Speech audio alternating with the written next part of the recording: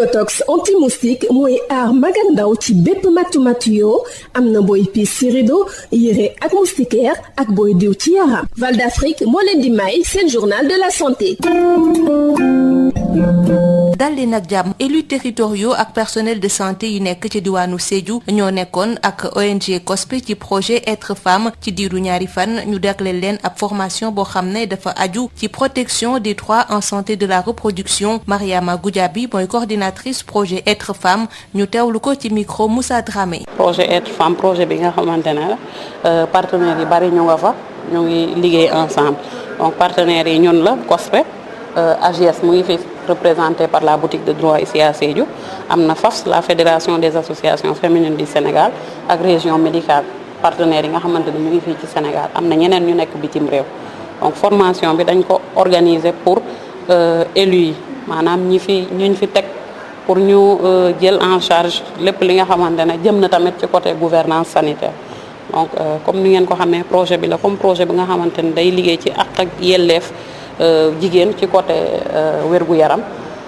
jigéen ñi dañu am ay préoccupations yi nga xamante ne dafa jëm ci côté boobu te am na ay actions yi nga xamante ne dañ ko teg action de plaidoyer pour que njiit yi mën ko jël en charge léegi formation bi nga xamante ne day préparer waxtaan boobu. ba ñuy amal bile session association des juristes sénégalaises développé na ay modules yu bëri yoo xam ne dafa laale ak droits humains Joséphine Ndaw bokk ci AGS mooy coordonnatrice boutique de droit bu Sédhiou ñu teewlu ko ba tey ci micro Moussa Dramé. tey dañ fi ñëwoon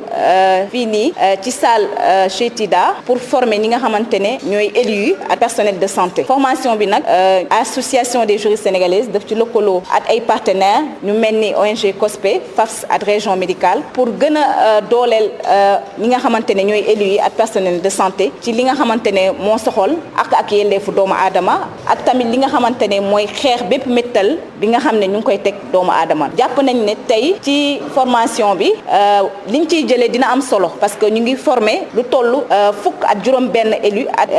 ñi nekk ci personnel de santé bi jàpp nañ ne tey ci biir formation bi maanaam dinañ jëlee ay xam-xam yu am solo ci wàllum ak yelleef doomu aadama ci texte yi nga xamante ne ñu ngi protéger ak yelleef doomu aadama ci texte yi nga xamante ne ñu ngi xeex bépp xeetu méttal ñoom nag dañ leen di former parce que dañu jàpp ne tey ay acteurs yu am solo lañ acteurs yoo xamante ne war nañu mën a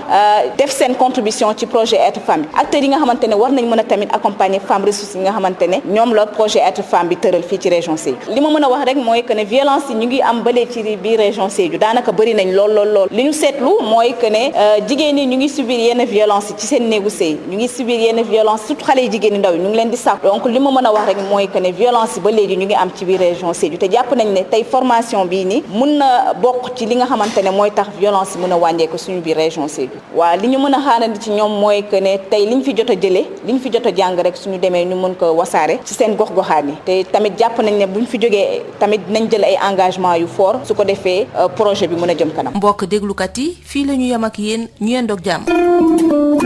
Biotox anti-moustique mooy aar mag ak ndaw ci bépp matu yoo am na booy piis ci rido yére ak moustiquaire ak booy diw ci yaram. Val d'Afrique moo leen doon may c'est le journal de la santé.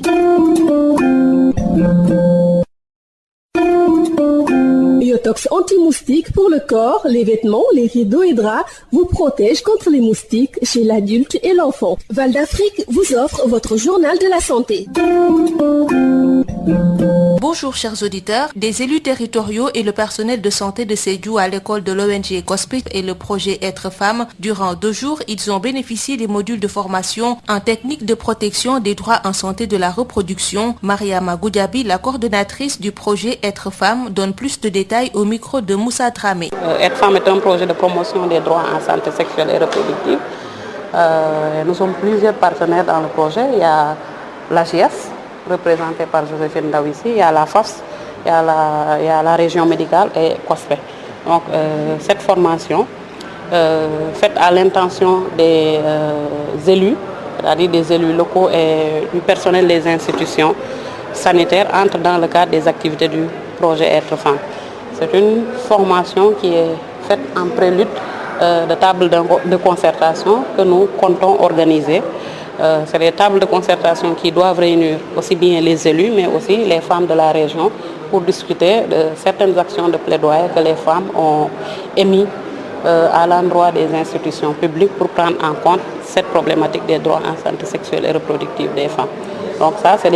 des formations préparatoires de ces tables de concertation. Au cours de cette session, l'Association des juristes sénégalaises a développé plusieurs modules liés aux droits humains, tels que nous l'explique ici Joséphine Daw, membre de l'AJS et coordonnatrice de la boutique de droit de Sédhiou au micro de Moussa Dramé. Je dirais qu'aujourd'hui, nous sommes réunis dans le cadre d'une formation qui est destinée à l'intention des institutions publiques. Je veux parler des élus et du personnel de santé. Comme vous le savez, l'Association des juristes sénégalaises, communément connue, autant pour moi, sur le nom de AJS, est partenaire du projet Être Femme avec les autres partenaires que sont l'ONG COSPE, la région médicale, la FAFS. Comme vous le savez, l'AGS est chargée de dérouler des modules qui portent sur les droits humains en rapport avec la santé sexuelle et reproductive, mais également sur les violences basées sur le genre. Bon, ce que je peux dire à Sédhiou, les violences existent, elles sont récurrentes. Raison pour laquelle AGS a pensé venir donner sa contribution en termes de sensibilisation sur les textes qui existent, notamment la loi relative à la santé sexuelle et reproductive, qui est la loi de 2005. Également, nous avons pensé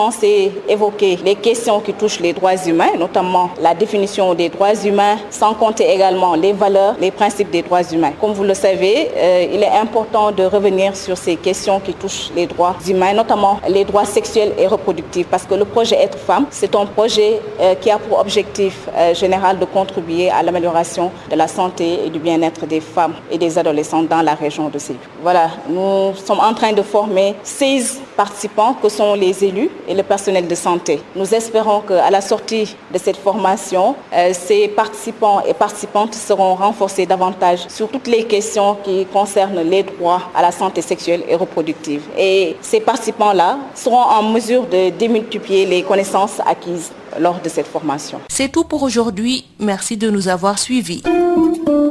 Biotox anti-moustique pour le corps, les vêtements, les rideaux et draps vous protège contre les moustiques chez l'adulte et l'enfant. Val d'Afrique vous a offert votre journal de la santé.